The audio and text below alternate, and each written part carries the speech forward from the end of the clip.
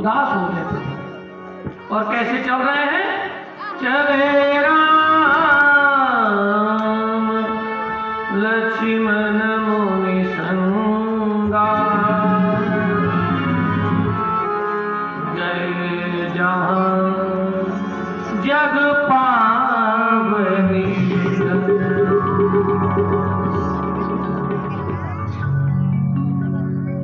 यहां हर्ष नहीं लिखा।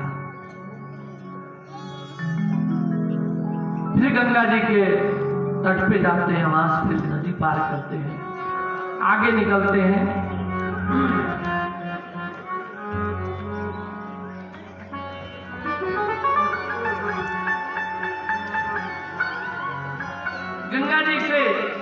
गंगा जी को पार करके आगे बढ़ते हैं और उसके बाद महाराज कहां पहुंचते हैं?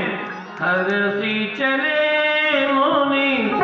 गंगा के इस पार जब थे तब तक तो उनको हर्ष नहीं था, लेकिन जब गंगा स्नान करके ब्राह्मणों को दान पुण्य करके जब आगे बढ़े, उस पार गए, तो फिर वहां से हरसी चले मुनि वृंद सहाया। हरसी चले मुनि वृंद सहाया, अभेगी विदेह नगर नियरा। भेगी विदेह नगर नियरा।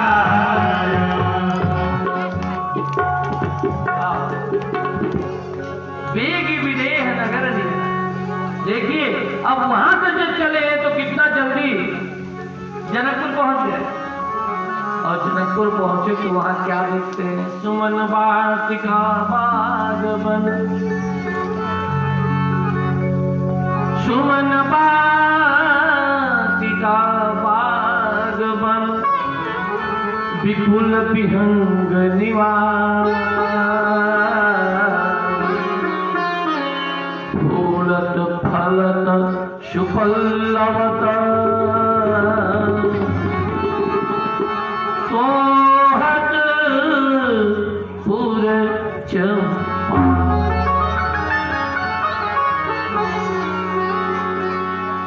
अरे बनाई न बरन नगद निकाल।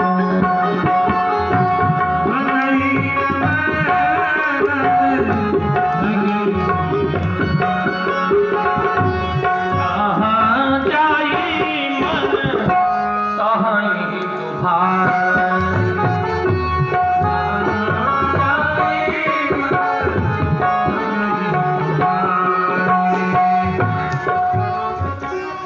यहाँ पे तीन चीज है। सुमन वाटिका बाग वन। वाटिका में पुष्प खिलते हैं, बाग में फल लगते हैं और वन में पत्ते होते हैं। और यहाँ तीन चर्चा भी की है तुलसीदास जी ने। फूलत फलत सुपल्लवत।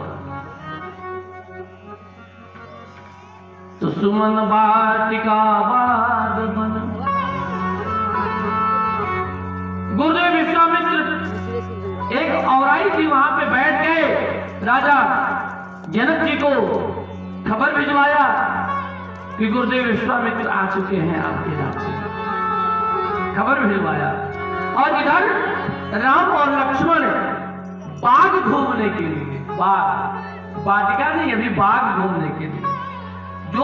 जो वहां पुष्प वाटिका है वो तो अलग है, वो तो एकदम जनकपुर के मध्य में है। लेकिन जनकपुर के चारों तरफ सुमन बाग और वाटिका सब लगा हुआ है। कई तो बाग हैं, लेकिन जो पुष्प वाटिका है उसमें एकमात्र किशोरी जी ही जाती है पुष्प लेने के लिए। और उसमें गौरी जी का मंदिर है, उसकी चर्चा आज होगी। आप लोग घबराए नहीं, आज चर्चा होगी। हमारे पागल बाबा जो सो कह रहे थे और राघवेंद्र जी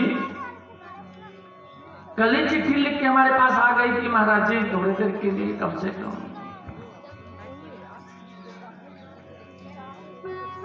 जनकपुर में तो पहुंच चलिए। तो हम भी कैसे पहुंचे, हम भी कितना कितना रील काटे, कितना रील काटे, रील काटते काटते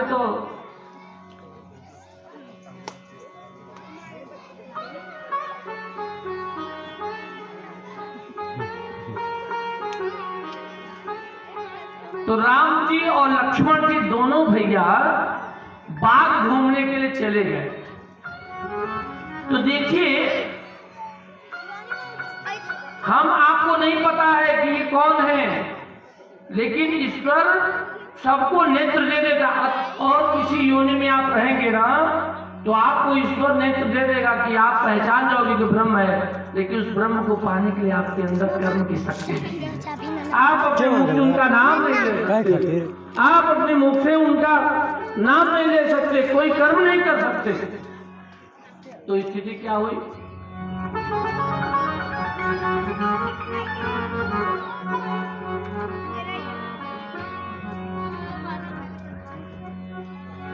कोयल ने देखी,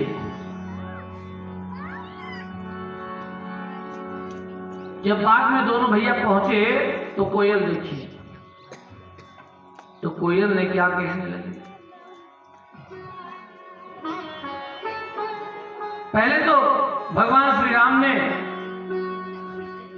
चारों तरफ बाग का अवलोकन किया, आनंदित हो गए, और आनंदित होकर के मन में ऐसा भाव आ गया, निकल पड़ा, रसिया जू की मिथिला नगरिया, सियाजू की मिथिला नगरिया, हो मनोहर